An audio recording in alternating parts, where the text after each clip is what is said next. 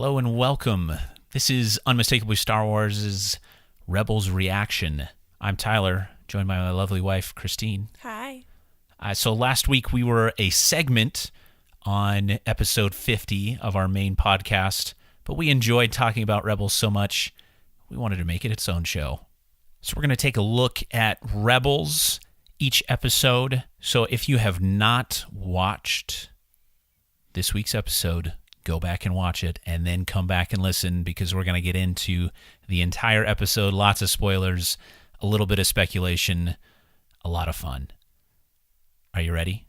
I'm ready. Let's go. You know of the rebellion against the Empire? Perhaps you referred to the imminent attack on your rebel fleet. Where is the rebel base? I didn't know there was anyone willing to stand up against the Empire.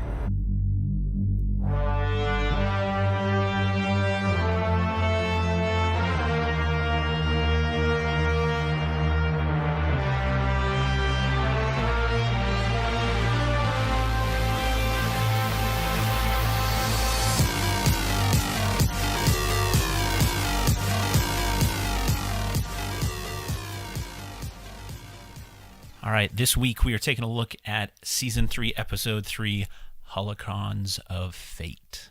Woohoo. Okay, so we start off the episode. We have some tension between Ezra and Kanan still. They go through a little bit of an adventure with Bendu, and some of that's cleared up, but I think we're going to continue to get a lot of that throughout at least the early part of this season. Yeah, it seemed like it was still going, but there was a little bit of closure. Yeah, so Ezra definitely seems to feel like he's responsible for Kanan getting blinded. Yeah. Kanan finally makes it clear to Ezra that he is not blaming him in any way, and I think that sort of helps mend their relationship some. Yeah, it seemed like Ezra was more responsive to that than he had been in the last episode. Yeah, and I think Ezra definitely tries to protect Kanan, especially when they go into the cave to get the holocron. Yeah, he feels like he needs to take over the protector role, whereas Kanan's not as helpless as he seems. Yeah, and he shows that, and I think that helps start to kind of mend their relationship. Yeah. But they're trying to get the holocron back from Bendu because an old friend shows up. Darth Maul, or Maul now, has captured part of the Ghost crew, Sabine, Zeb, and Hera, and Chopper. And he is essentially holding them ransom in exchange for not only the Sith holocron that Ezra stole, or I guess retrieved, but he also wants Kanan's Jedi holocron. Dun dun dun. Yes, so we also find out from our good friend and kind of strange dude, Bendu. Creepy guy. Yeah, there's moments where Bendu is sort of kind of off the wall. It's just not. That freaks me out. Yeah, he's very informative. Yeah. But definitely very other-minded in terms of the characters that we've come in contact with. Yeah. They find out that these holocrons, if joined together, can reveal any information, essentially, that the seeker, the question that's asked. But they need a Sith and a Jedi to do that. Together. Yes. The darkness and the light coming together offers this clarity of vision, which is a pretty interesting theological idea. I think that kind of comprehends a lot of Lucas's theology in the Star Wars universe, which we can get into a little bit later. Yeah. So Ezra and Kanan are kind of on this adventure to retrieve the Sith holocron. They do so, but not after kind of some ups and downs, potential danger, and it leads to a balancing of their relationship, as Bendu puts it. Yeah. What were your thoughts on sort of that whole interchange? I liked them having more of a concrete, I guess, getting over the issue. Because before the last episode, there was a little bit of closure, but it was a little bit more vague. But here they actually addressed the issue verbally. Bendu, when they came out, said, okay, this has been worked through, you're over it. So it was nice to have more of a concrete closure to that idea. Yeah. And as they're, well, I don't know if it was completely concrete, but there's definitely progress made. Well, yeah. Because when they're in the A-wing flying to try to get back or give the holocron to Maul and save the rest of the Ghost crew, there's still a little bit of a back and forth between them. Yeah, as Ezra says, or Kanan says Ezra doesn't look or doesn't sound okay, and Ezra says, I look okay. Yeah. So kind of teenager snarky sass. Yeah. Something like that. So maybe still getting over it, but stepping in the right direction. Yeah. So as Kanan and Ezra are kind of on that separate adventure, as soon as they find out that the rest of the Ghost crew has been captured, the Ghost crew themselves, after we're told that they've been captured by Maul or shown that they're captured by Maul, and Maul makes his ransom request, they try to defend themselves or free themselves from Maul, which doesn't go so well. Yeah, goes very poorly, and actually leads to Maul getting information from Hera that he probably shouldn't have. Yeah. So he finds out where Kanan's holocron is. Yeah, so he essentially just steals it instead of waiting for Kanan to give it to him. Yeah, one of the more interesting things I thought there was how he uses I guess I'd almost call it like a Sith mind trick or a reading of the mind. Yeah, kind of similar to Kylo Ren. Yeah. Which I haven't seen anyone else do besides him. Exactly. So it's interesting we're starting to see some of those similar tactics. Yeah. So he gets the holocron. The rest of the Ghost crew tries to escape. That does not go well. But we do get some other interesting information in that interchange. Yeah. Something about Kanan. Yeah, that he is maybe not who he says he is. Yeah. And Hera knows it. Yeah, Hera knows a lot more than she lets on. And apparently that's not Kanan's real name. Kanan Jarrus is Caleb Doom, is what it sounded like. That's what we heard. So it'll be interesting to see, because at least as far as the Rebels TV show has gone, we haven't got any other information about him. There are a couple books and side stories about him, his comic. I haven't read that. So we apologize. We haven't done enough research in terms of canon and his name. But as far as we're aware, that's the first time that's popped up. If you have more information on where we can find more out about this sort of background information on him, let us know. Hit us up on Twitter. But Maul gets the Jedi holocron, tries to open it unsuccessfully, as Bendu predicted. And then we get the two stories kind of coming together as Kanan and Ezra show up at Maul's base. Which is awesome. Yeah. It's in like a planetary ring that's slowly crumbling into an asteroid field, and it's just hidden within the ring. Yeah. It's pretty cool. I'm pretty sure it shows up in Clone Wars when him and what's his name? Oh, Savage Opress. Oh no. Yeah, it's Savage. Yeah, the other one that comes from his world. Yeah. Okay. So they said, I'm pretty sure they've set up that base before. We really need to go back and watch Clone Wars again. We apologize. So they haven't seen them. It's been a little bit. The story hits a faster pace here. Maul tries to, in the terms of Battlestar Galactica, float Kanan, and tries to get the rest of the Ghost crew killed. Kanan saves them at the last minute, but the real piece of this episode, or the most interesting piece, comes right at the end of the last 3 minutes or so, when Maul and Ezra are opening both holocrons and then seeking the wisdom or information, secrets that they can reveal. So that's where we're going to kind of camp out as far as speculation, I guess. Maul seems to be looking, he says he is looking for hope. Yeah. And he does frame it in a interesting way by saying it's just as abusive, equally abusive to what Ezra wants, and that is Ezra wants to destroy the Sith. Yeah. So first, Maul calls Ezra very ambitious in that, and Maul seems to want something more simple.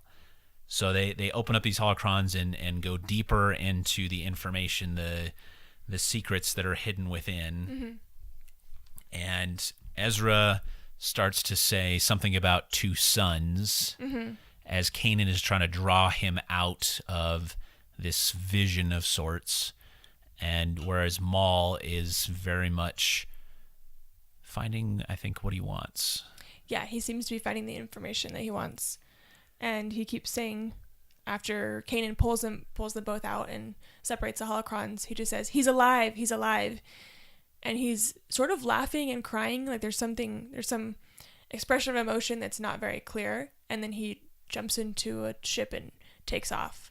Yeah, so I've got some ideas of what that might be. Ezra doesn't get all the answers he's looking for, and he does say that he's not sure if he was seeing what Maul was looking for or what he was looking for. So a lot of questions left out of the this vision that he has. He says all he saw were images of places, planets, some familiar, some not. But he does say in that vision something about two sons. Yeah, twin sons. Twin sons. And as we may know, there is a familiar planet with twin sons. Tatooine. Yes, Tatooine. So, and with what we know about Maul and his background, what kept him alive after being cut in half was vengeance. So he's saying he's alive. Yeah, I misquoted it. It's he lives. Oh, he lives. Yes, he lives. So who might be living that he wants to find? Old Ben Kenobi. Yes. Obi-Wan Kenobi is who we think he is talking about, especially in reference to the twin sons. Yeah. I think it's twin sons as far as celestial body, not twin sons as far as humans or people. Creatures of some sort, living beings. Yeah. So that'll be the interesting thing to really see as we move forward. May we see Obi-Wan Kenobi show up in Star Wars Rebels. That'd be awesome to see what he's doing in the meantime. Yes, he's been teased several times, or at least we've hoped We've heard based on things that have been said. So our hope is that he'll show up, even if it's in a limited sort of situation. It would be great to see Obi-Wan Kenobi show up. Heck yeah. And we may start to, it'll be really interesting to see how they tie those things in. If we see a younger Luke Skywalker, if we see Obi-Wan Kenobi as he's trying to watch over and protect Luke Skywalker. We've gotten some comics that sort of talk about it and his time there, but a little bit more beyond that. Especially as we're getting into the lead up to Rogue One. Yeah.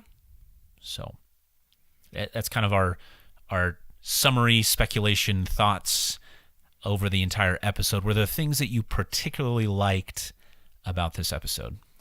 Well, I thought there were a lot of really interesting philosophical statements and theological concepts that they dealt with. Yeah. So Tyler touched on Maul calling hope abusive, and when he said that was really interesting to me, because he was saying that hope is as abusive as trying to destroy an entire type of being, basically the Sith. Yeah. And as I thought more about that, that's kind of true if the hope you're looking for is burdensome, that because hope leaves you emotionally engaged, leaves your heart open, leaves you vulnerable. Yeah. Whereas if you don't have any hope, you can just shut off completely and detach, which isn't a positive experience or a positive state of being, but it's not as vulnerable as having your heart open. So that idea was really interesting to me, and also kind of accurate depending on the type of hope that you're experiencing based on what your life circumstances are. Yeah, he's hoping for an opportunity for revenge is what it really seems like. Yeah. But it's a dark hope. It's not a hope for, I guess, maybe a relief from his striving for vengeance for so long, but not a hope in terms of bringing peace or Joy or light into his life. Yeah, into his life. That'll be a really interesting thing to see if there is a confrontation between him and Obi-Wan, and how they really interact in that moment, and how Maul, I'm going to assume he doesn't walk away from that, or at least he's walked away from one confrontation with Obi-Wan Kenobi not in one piece, and he's still survived. Yeah. Which, as I've been thinking about this, I have other thoughts on what might happen to Maul at the end of that confrontation, but I'll talk about that in a sec. So as he's trying to get this hope, he has this hope for vengeance. It's a dark hope. It's not something we would necessarily consistently associate hope with. It's heavy and burdensome. It's not like light and joyful and jolly. And striving for, in a way, it's relief for him, but when we most think of hope, it's to get us out of our current situation to a better situation, whereas his motivation is so dark that and full of hate that it probably is not going to get him to the place he wants to be. Yeah. That just reminded me of something too. In the last episode, in the end of season 2, Maul was seeming more sympathetic to me and a little bit charming. Yeah. But then in this episode, he was just strictly hateful and angry and evil. Like there wasn't any of the charm that he had in the last couple episodes. So it's his hate's taking him over completely again. Yeah, I think getting off Malachor probably remotivated him towards his end goal. But I think for the most part, a lot of that sort of charm or niceness came out of him wanting to seduce trying to manipulate Ezra. So, and he still continues to, he puts on a little bit of that face, but it's not nearly as much in this episode as it was at the end of season 2. Yeah. Anything else that you really thought you liked in this episode? Bendu's explanation of what the Holocrons will do together. That knowledge is power. And we've heard that before many times, but it kind of has exploded into something huger when he's talking about bringing together the Sith information and the Jedi information. Basically, all the darkness and the light coming together gives such a clarity of vision that any question that they could possibly want answered to could be answered. Was really interesting and a little bit freaky to me. Because that's kind of the concept that the whole Star Wars universe is based on, is that there's darkness and there's light, and they're morally equal. There's no, in themselves, they're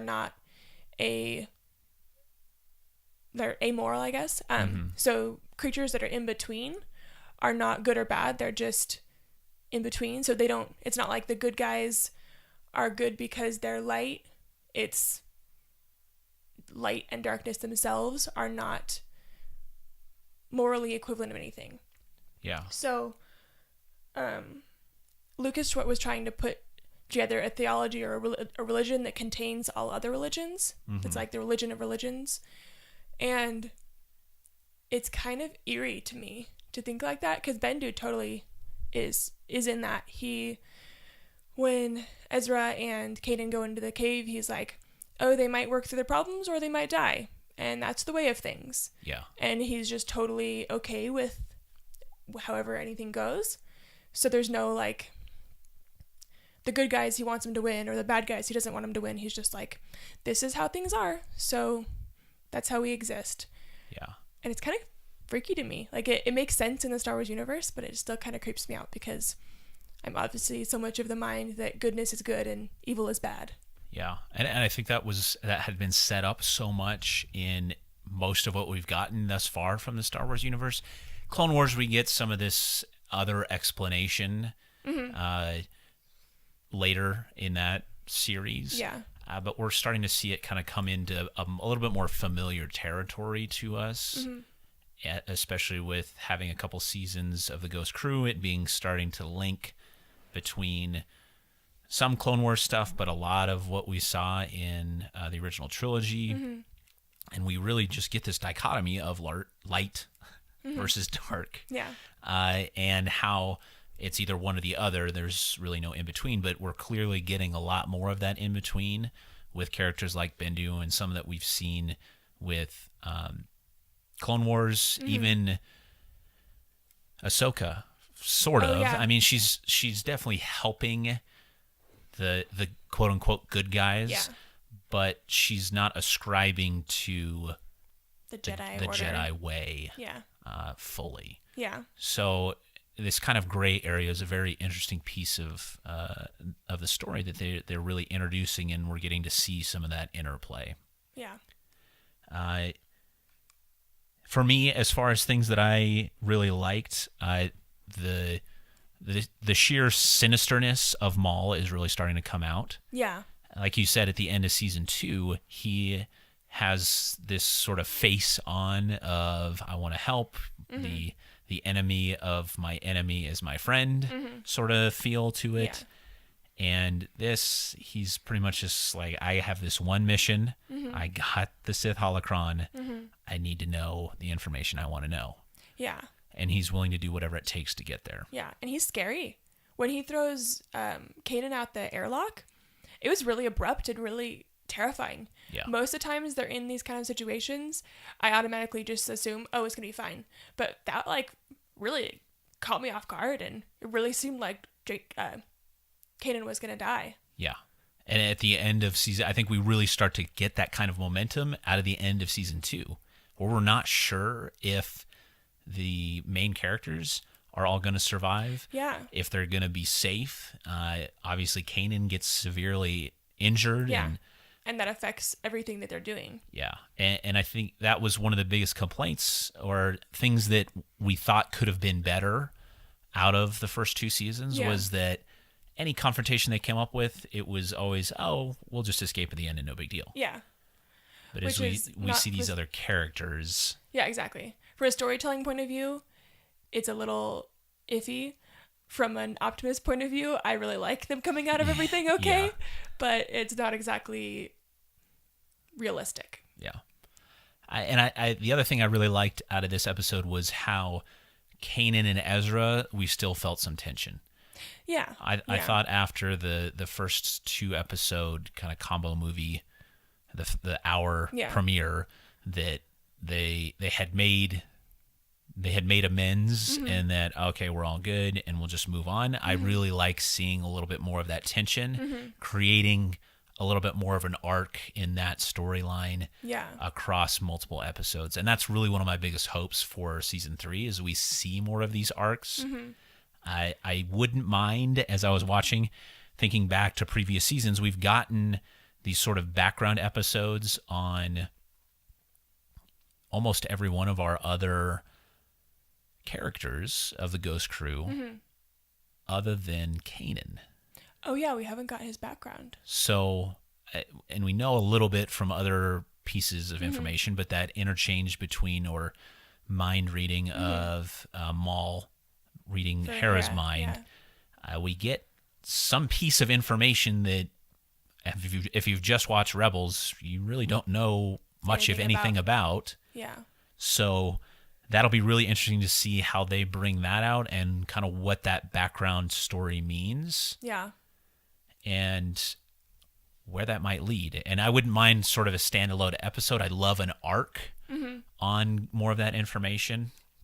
But Maul drops several lines referencing several different things, several looking back towards Clone Wars, like when he is talking he mentions to Sabine about being a Mandalorian and ruling over the Mandalorians. So you'd have to go back to Clone Wars to see how him and Savage sort of took over with the crime lords and Death Watch. Yeah. So that was really interesting, and if we'll see some of the repercussions of that again, some of that interplay.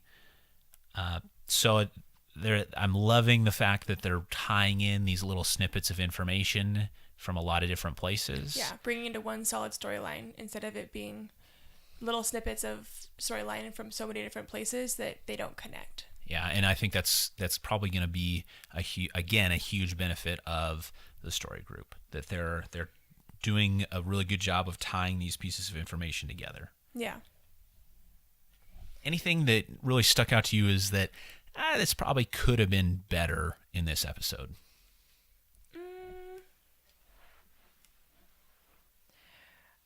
I think they did a lot of really cool things, really things that seemed significant to me, but they were very quick, which may be necessary, or maybe they're going to come back and address them later. But two of them were when Kanan tells Ezra to go into the cave without a lightsaber. So very reminiscent of Yoda telling Luke not to go in with a weapon because he has to face his fears without killing or without being able to fight back. Yeah. And that was a really quick little thing, and I kind of thought they were going to expand on that, but they didn't. And then while in the cave, Kanan was trying to tell Ezra where to go, and he said go left, and Ezra just looks around and goes right, just totally ignores Kanan's direction. Yeah. And I thought there was going to be more that came out of that, and then it didn't. So it may be just Ezra's teenage willfulness and not wanting to follow orders, or if that's going to be kind of how he continues to go now that he doesn't trust Kanan anymore to be the protector figure that he's always been. Yeah, and I'll be curious to see how much of that really continues to play out. I think they're still going to have some tension, but through Kanan showing Ezra that he's a little bit more self-sufficient and not as crippled as Ezra might think. Yeah. Along with showing Ezra things that he couldn't do or was unaware of. Yeah. I think some of that will be muted, but I think as we saw as they were flying in the A-wing, Ezra's still somewhat of the mind of he's going to do what it takes to accomplish whatever he wants. Yeah. Yeah, there's a lot of complexity to his understanding of the situation. He keeps saying to Kanan, like, okay, you're right, I'm not going to dabble in this anymore, but then the next time he needs something, he goes back and dabbles a little more. And his willingness to open the Jedi holocron for Maul and open up this basically Pandora's box of information that could be very dangerous, he jumps right in. He doesn't really take a second thought after that. Yeah. And I think that's his biggest motivation, or his seeking whatever his motive is, which seems to be destroy the Sith, that he's going to do whatever it takes to accomplish that, whether it's taking more information from a Sith holocron or whatever it might be to accomplish that end goal, because his family's support structure that he has in the Ghost Crew, he wants to preserve them at seemingly all costs. Yeah. Which I watched a video on YouTube, I think, talking about this similar episode, and they referenced Kanan in it, or not Kanan, Anakin and Ezra, and how Ezra has this family support system that's encouraging him, and talking about what you talked about, either on the last episode or maybe just a conversation we had, how the Jedi Council was very much telling Anakin not to do things and then not really supporting him otherwise. Yeah, they weren't giving him a lot of compassion or really engaging with him on a heart level. They were just like, don't do this, don't do this, don't do this, don't do this. And they didn't really give him a whole lot of why. Like they said, anger leads to hate leads to the dark side. But they didn't really give him another option. Yeah. And that's where I think the biggest difference comes between him and Ezra. But we're seeing some of the similar tendencies between them, which will be, again, something really interesting as the season continues. Yeah. I will say Ezra is starting to, I don't know if this is actually what they're leading toward or if this is just kind of my hope. It seems like Ezra's finding kind of a different way. Like there's the Jedi way, there's the Sith way. It's kind of either or for most of people. Ahsoka obviously took a different way. Yeah. But she's very light leaning.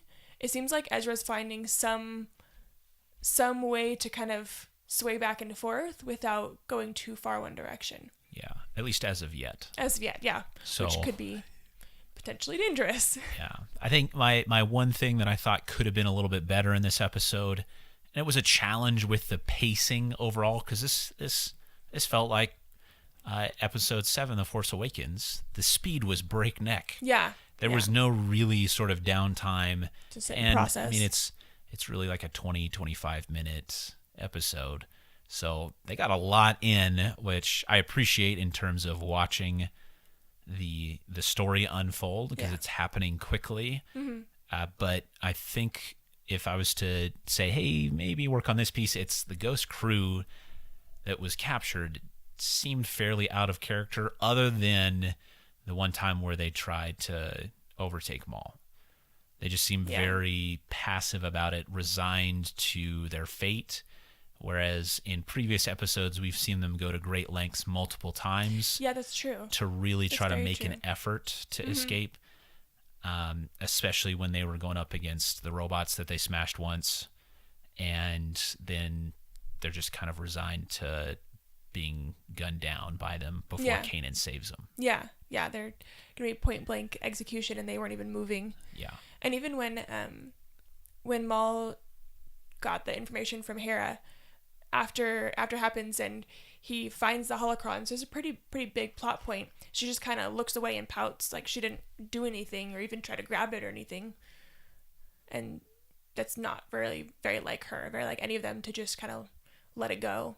Yeah, I think some of it may be trying to exude the power of Maul and how much dominance he has over them. Yeah. Because we don't find out how they get captured in the first place. Yeah.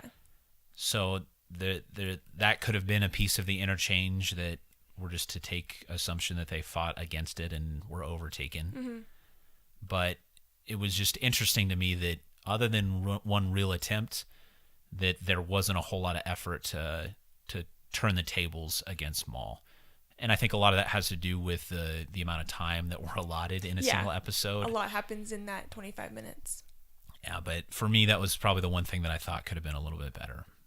Yeah. So as we look ahead to next week's episode, we get a tease for Antilles Extraction. So we may be, I'm betting we're getting an introduction into a familiar character, at least outside of Rebels, and it'll be a fun one. I'm really curious to see kind of where this stuff with Maul goes, if we're going to see Obi-Wan, the balance of relationship between Kanan and Ezra, this mystery information about Kanan, and if we get a little bit more into that, and that the fact that Hera knows a lot more than she's letting on. Yeah, I'm really interested to see what Hera's and Kanan's relationship actually is, because all along it's been hinted that they have some sort of romantic feeling toward each other, but they don't ever go any further than that. Yeah. So I'm curious what their actual background is and how they came together, how they became part of this crew together, and obviously who Caleb Doom is and what his deal is. Yeah. So exciting stuff. Already off to a great start this season. Hopefully we can keep this momentum and build an awesome story towards Rogue One. So thanks for joining us. This has been Unmistakably Star Wars' Rebels Reaction. I'm Tyler. And I'm Christine. Join us again next week as we take a look at Episode 4. Till then, may the Force be with you.